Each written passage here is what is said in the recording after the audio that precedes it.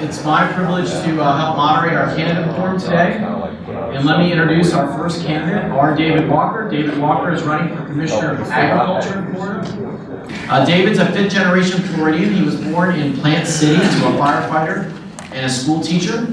He is currently president of South Florida Audubon. He sits on the Everglades Regional Conservation Committee and was vice president of the Broward chapter of the Democratic Environmental Caucus. He has served in research positions at the United States Geological Survey, National Park Service, and the Florida Fish and Wildlife Commission, among others. He has a bachelor's degree in environmental science and a master in environmental policy and management from American Public University.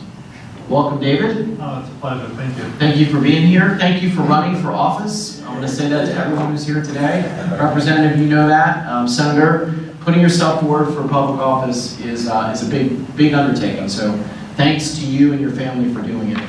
Tell us why you want to be the Commissioner of Agriculture.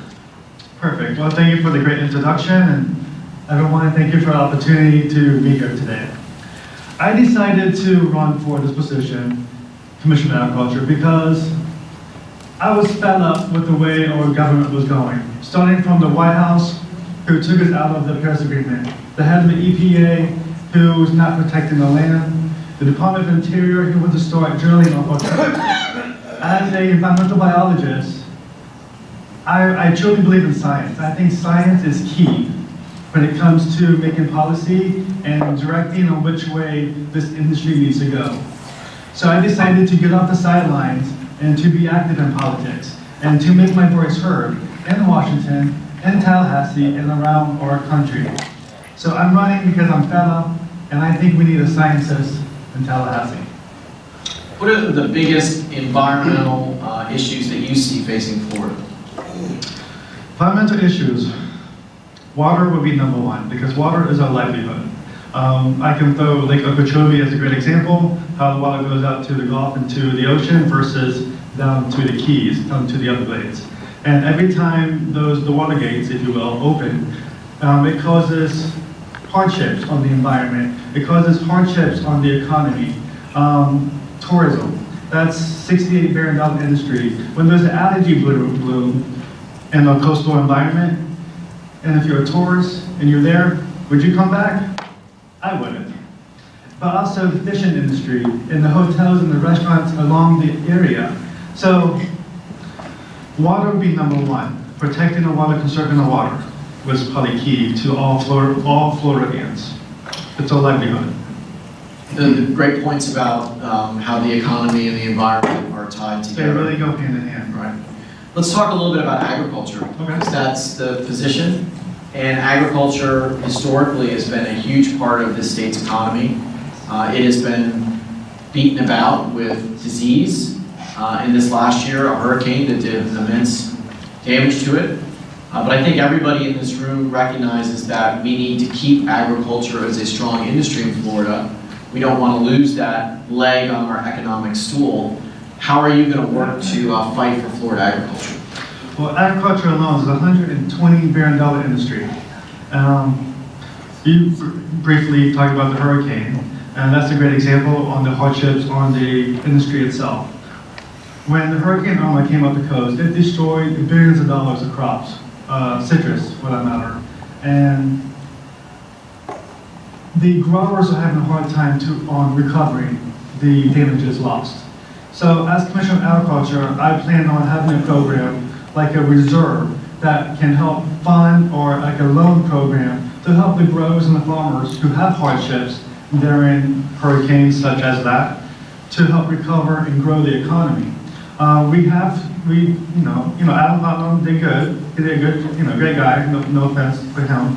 But $25 million from the U.S. government is not enough for a $1 billion industry. So I think having a program in place to reserve money for problems such as hurricanes would increase the economy, increase the agriculture industry itself. Another thing that the Commissioner of Agriculture does is oversee the food programs in our schools. And there's been a lot of discussion lately about those food programs and whether what we're serving our children is the healthiest thing that we can be serving them. So give us your thoughts on how you can improve that program. Oh, thank you.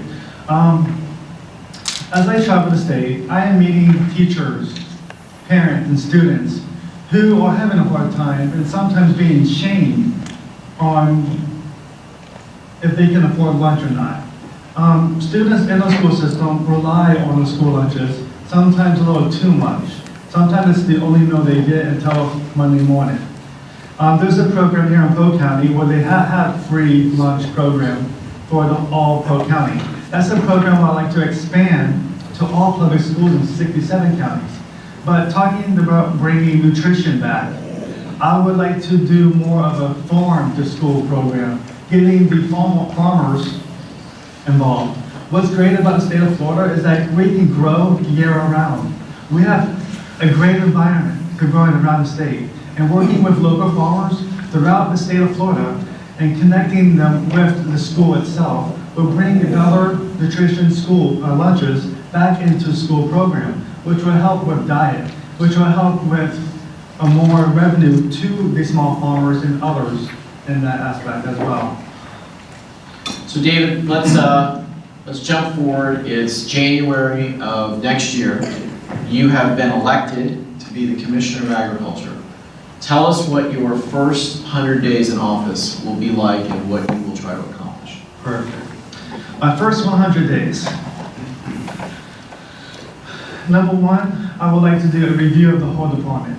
When it comes to the Commissioner of Agriculture and then the Deputy Commissioners, I would like to add a special Deputy Commissioner that would do nothing but consumer services.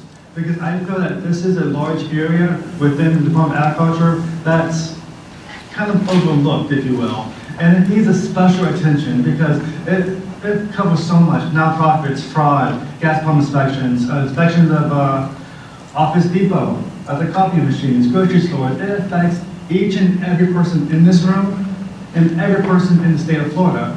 So, I would like to review that budget and make that special position a Deputy Commissioner of Agriculture that does nothing but consumer services. And I would like to do that within my first 100 days. Because that's definitely one of the big issues at a statewide level, is not having a designated person that controls all of the consumer's aspects. Do we have time for questions from the audience? Oh, perfect.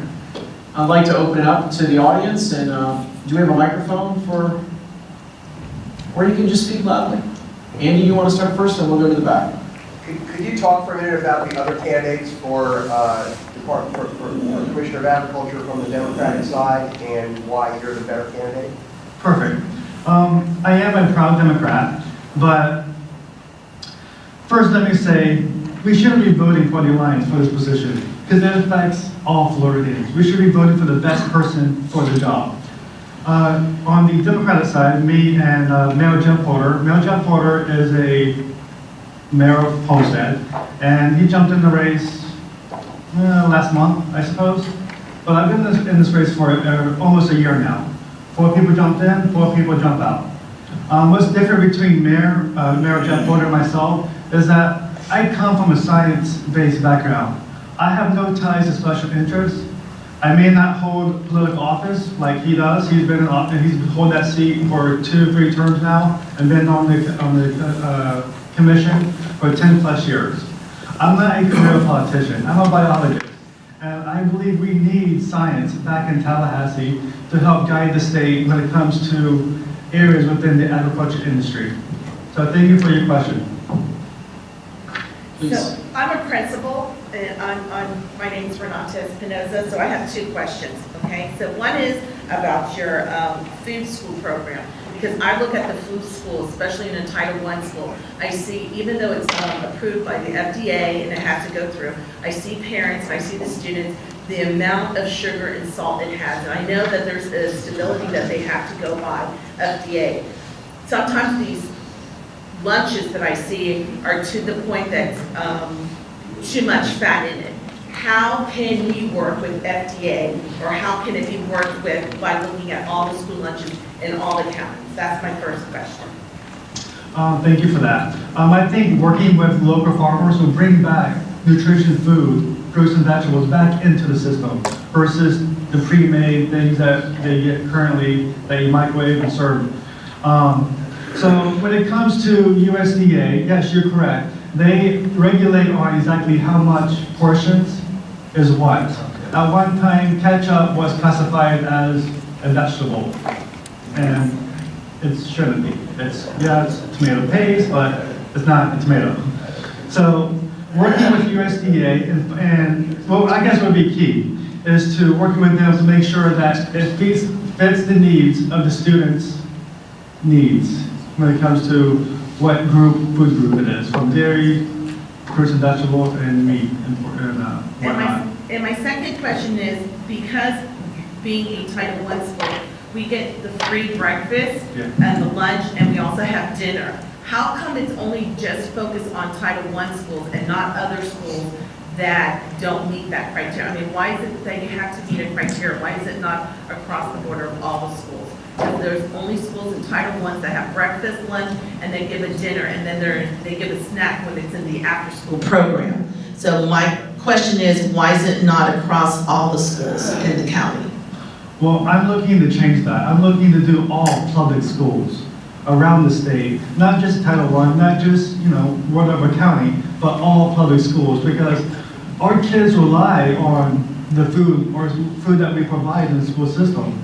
Sometimes it's the only meals they get. I hear stories all the time, and kids are being shamed, and it's really touching. But to answer your question, I would like to expand that to all public schools, not just Title I. So thank you. Any other questions for David? Dominic?